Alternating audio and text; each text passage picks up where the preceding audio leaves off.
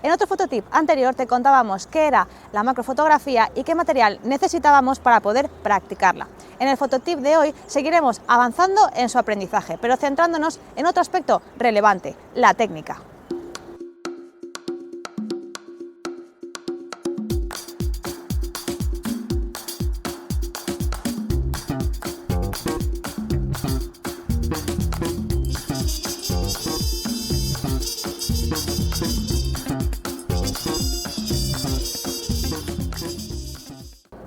Hay muchos elementos y accesorios que puedes utilizar para practicar la macrofotografía. Hoy vamos a realizar esta práctica utilizando los más básicos posibles: nuestra cámara, un trípode, un disparador automático y un objetivo macro. Si no dispones de este último, puedes probar a sustituirlo por una de las alternativas económicas que ya conoces: un anillo de inversión, una lente de aproximación o un tubo de extensión.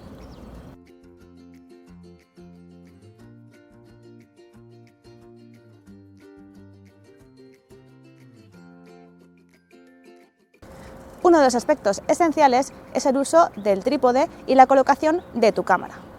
Selecciona cuál va a ser tu objeto fotografiado. Coloca el trípode a la altura de este y fija la cámara en él de forma segura.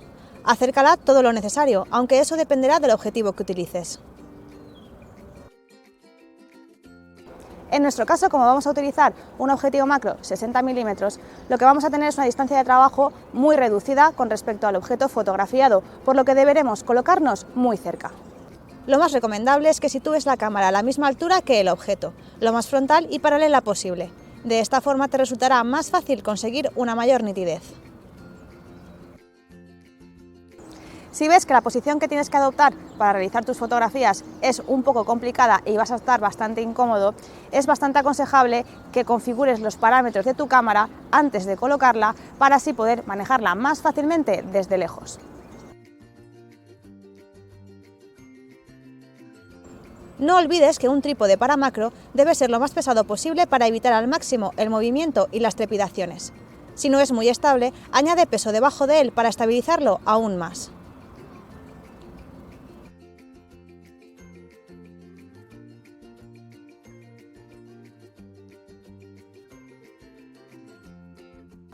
La falta de luz siempre va a ser uno de los mayores obstáculos en fotografía macro y cuanto más extremo sea nuestro macro, menos cantidad de luz va a llegar al sensor. Entonces, ¿cuáles son los parámetros que debemos configurar en nuestra cámara?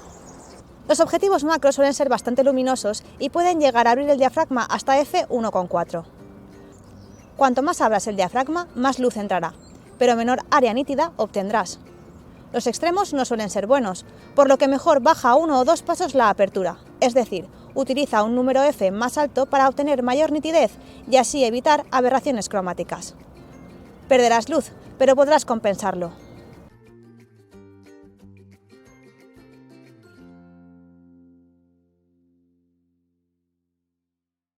Si trabajamos en un interior y utilizamos un objeto inanimado como protagonista de nuestra fotografía, tendremos mayor control sobre toda la escena y podremos utilizar velocidades de obturación más lentas. Tendremos también mayor control sobre los cambios de luz o sobre agentes externos como el viento. Sin embargo, trabajando en un exterior la situación cambiará, también si trabajamos con un sujeto animado.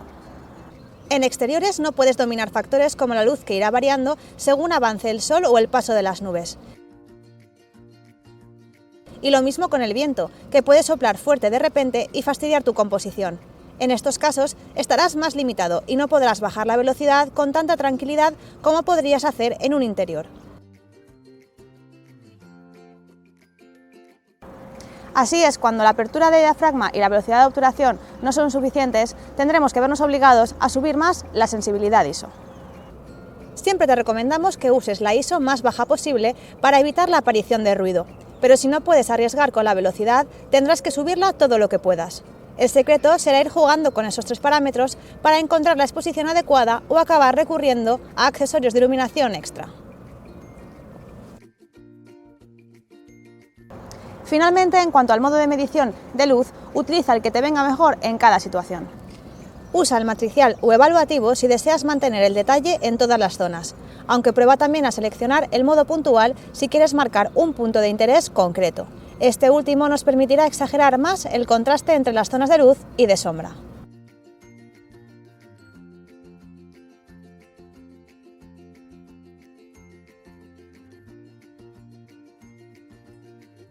Cuando la iluminación de una escena es demasiado escasa y la luz natural no llega a ser suficiente para conseguir una buena captura, podemos utilizar algunos trucos para conseguir más cantidad de luz.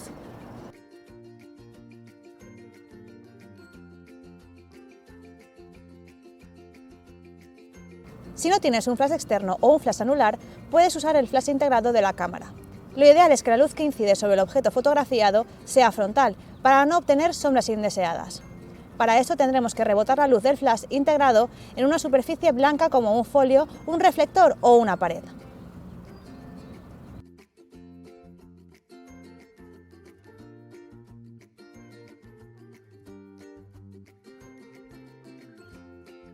Si dispones de un flash externo y tienes suficiente margen en tu espacio de trabajo para poder colocarlo de forma frontal al objeto fotografiado, esta puede ser una buena forma de iluminar tus fotografías macro.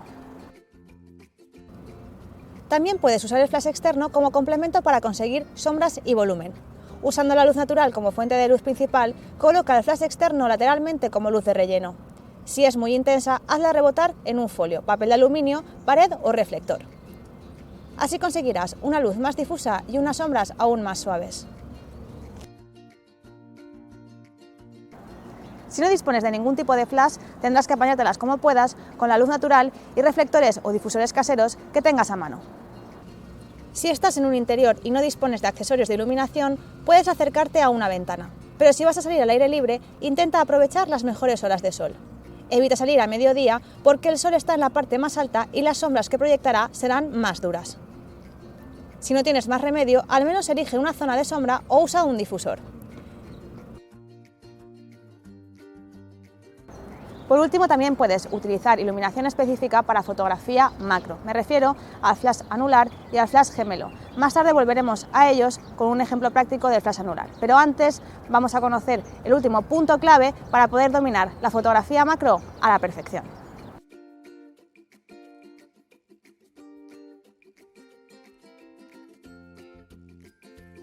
El enfoque puede que sea una de las fases más críticas de la fotografía macro. Cualquier error, por pequeño que sea, puede suponer la pérdida de foco y, por tanto, una captura fallida.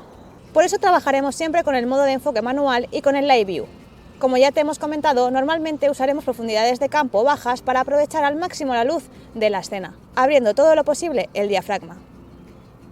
Compositivamente, también obtendremos fondos más desenfocados. Esto último puede suponer un recurso muy útil porque nos ayuda a separar de forma evidente el sujeto del fondo, pero también supone un riesgo. Si abrimos al máximo el diafragma, nuestra profundidad de campo puede llegar a ser tan pequeña que ni el propio objeto fotografiado pueda llegar a estar del todo enfocado.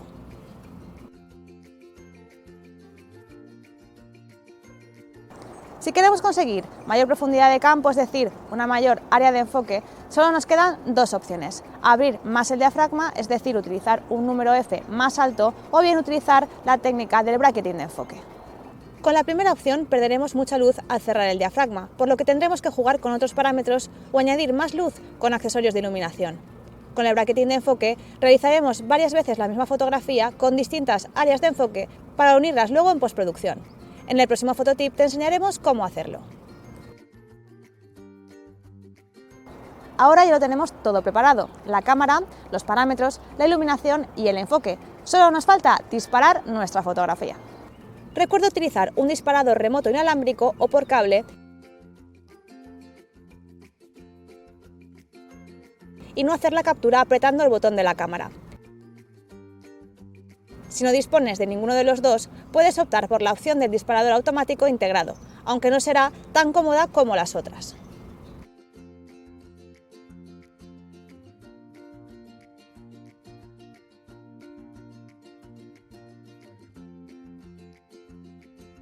Antes te hemos hablado del flash anular como uno de los accesorios más óptimos para realizar fotografía macro. Sin duda, si vas a dedicarte a este tipo de fotografía, te interesa conocerlo.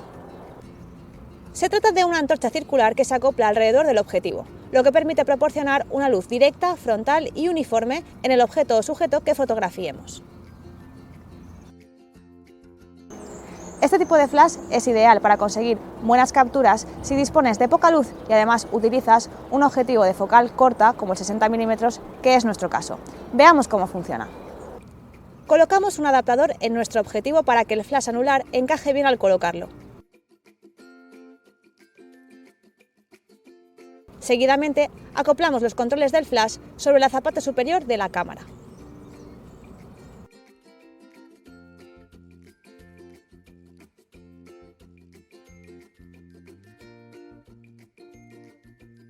El flash anular es muy efectivo porque consigue que la luz incida sobre el objeto fotografiado desde todas las direcciones y así evitar que aparezcan sombras. Lo que sí que deberemos regular es la intensidad de la luz.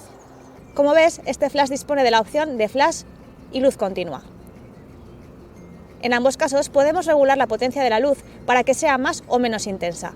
Si ves que obtienes imágenes demasiado planas, siempre puedes utilizar otro flash u otra luz externa para añadir algunas pequeñas sombras y dotar a la escena de mayor volumen.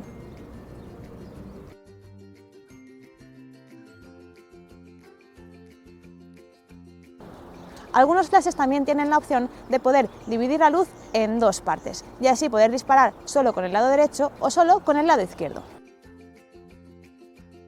Podemos utilizar esta opción para obtener volumen o un efecto original sin necesidad de añadir más fuentes de luz a la escena. Mira la diferencia si disparamos con un lado o con otro. Por último, si tu flash anular dispone de difusores, prueba también a utilizarlos.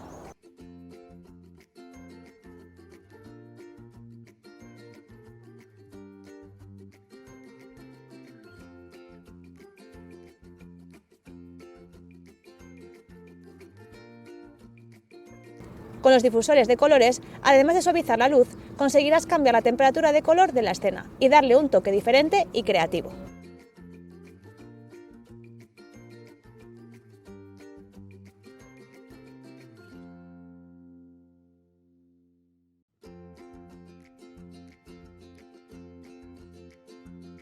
Fíjate en la diferencia entre realizar la misma fotografía con luz natural y utilizar el flash anular con las diferentes técnicas que hemos visto. ¿No te parece un accesorio de lo más útil para fotografía macro?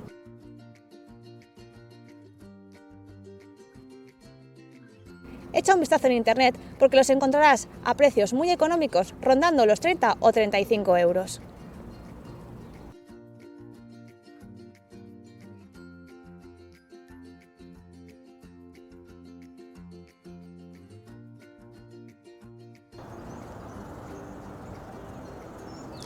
Ahora sí, ya tenemos claro cuál es el material y la técnica que necesitamos saber para iniciarnos en la fotografía macro. En el próximo Fototip de Macro te explicaremos todas las claves para conseguir composiciones espectaculares, pero hasta entonces ya puedes seguir avanzando, así que a practicar.